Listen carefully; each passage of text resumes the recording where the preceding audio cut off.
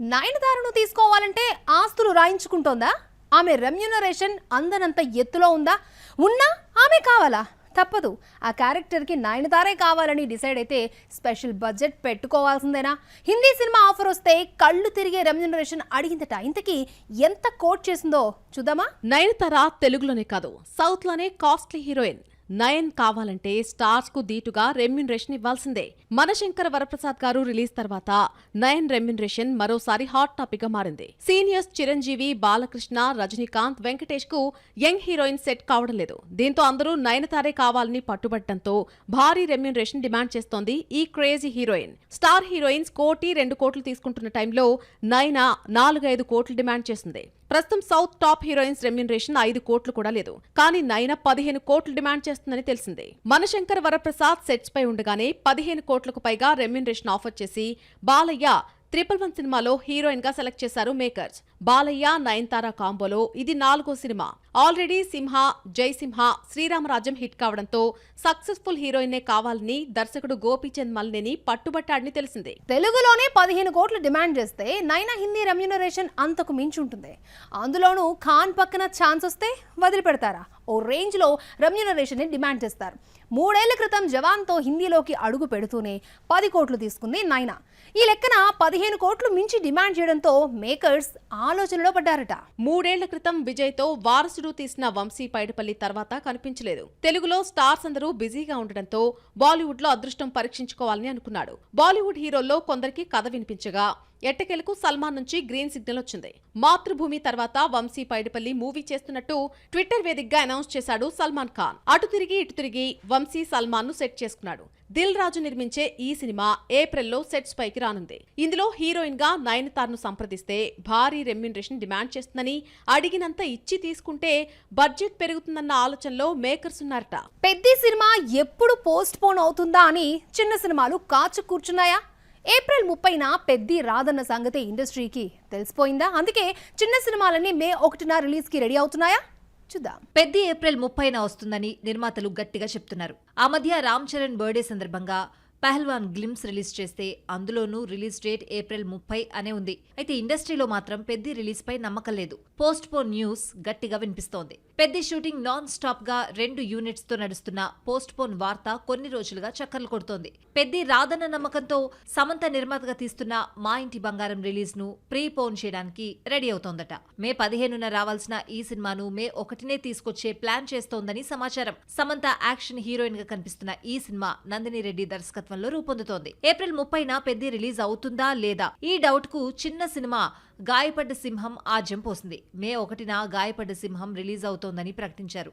ఈ date Peddi release పై ఉన్న confusion ని మరింత పెంచేసింది. పెద్ది రాదన్న ధైర్యంతో చిన్న సినిమా మేకర్స్ డేర్ చేశారన్న ప్రచారం నడుస్తోంది.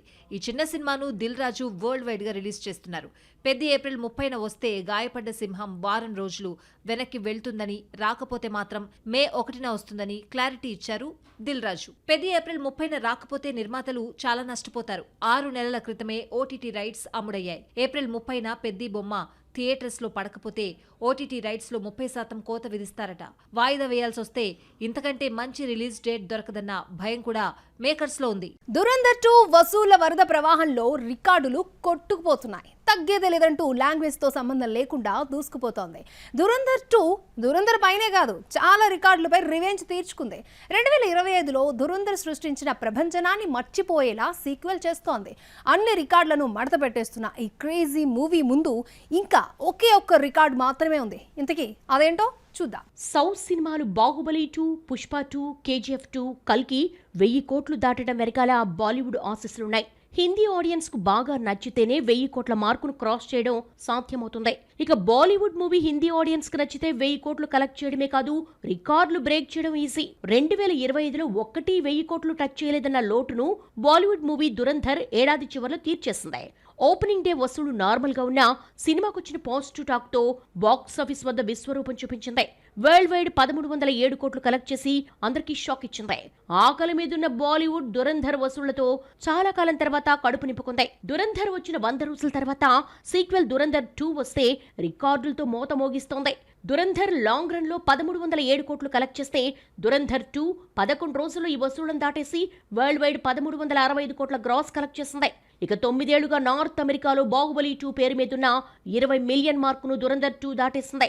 ఇండియన్ సినిమాల్లో అత్యధిక వసూలు సాధించిన చిత్రంగా దంగల్ నిలిచింది. బాహుబలి 2తో పోల్చుకుంటే దంగల్ ఇండియాలో కలెక్ట్ చేసింది తక్కువే. అయినా చైనాలో 1200 కోట్లు రాబట్టి ఓవరాల్గా 2070 కోట్లు కలెక్ట్ చేసి టాప్ ఇండియన్ సినిమాగా నిలిచింది.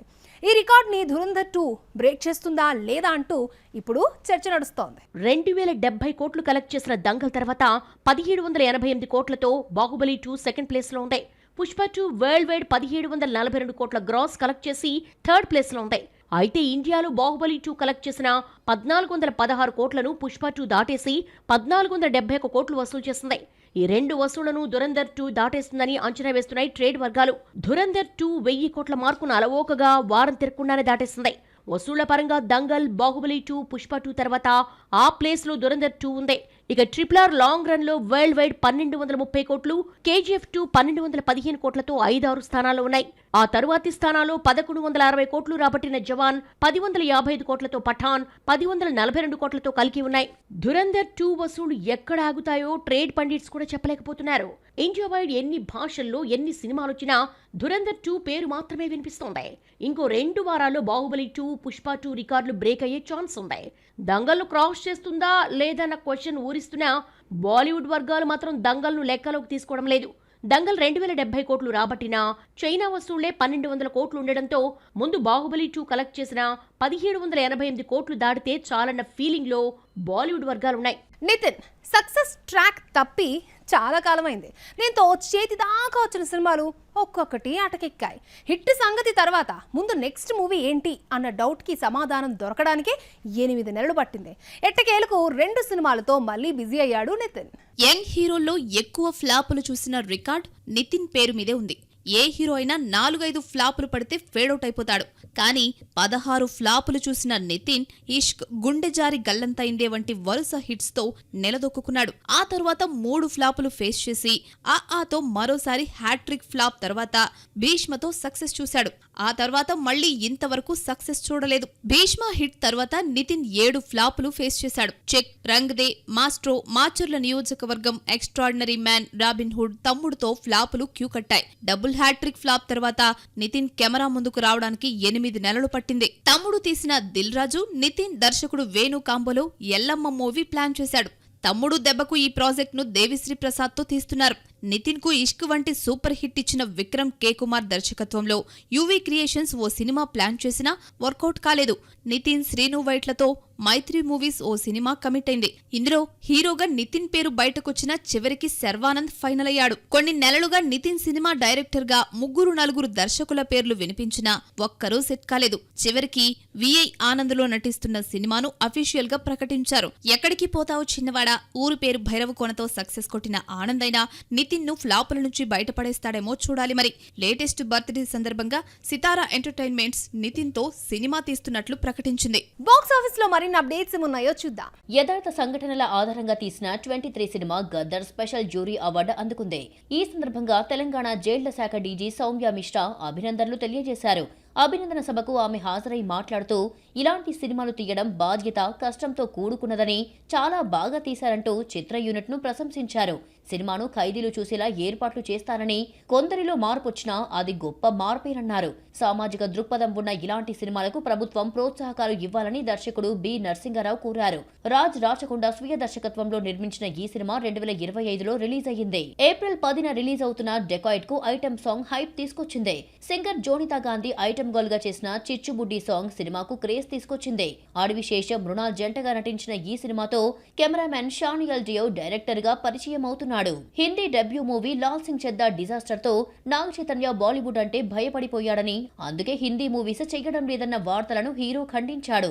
హిందీ మూవీ మళ్లీ చేయకపోవడానికి ప్రత్యేక కారణం ఏమీ లేదని, తెలుగులో బిజీ కారణంగా చెయ్యలేదని, మంచి స్క్రిప్ట్ వస్తే చేస్తాను అన్నాడు చైతన్య. సంగీత శోభన్, నయన్ సారిక జంటగా నటించిన హారర్ కామెడీ నుంచి స్నేక్ డాన్స్ సాంగ్ రిలీజ్ అయ్యింది.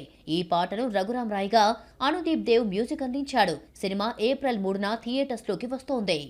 ఇది మన బాక్స్ ఆఫీస్. నెక్స్ట్ ఎపిసోడ్ లో మళ్ళీ కలుసుకుందాం. Till then, keep watching NTV and this is Akshaya signing off. Bye bye.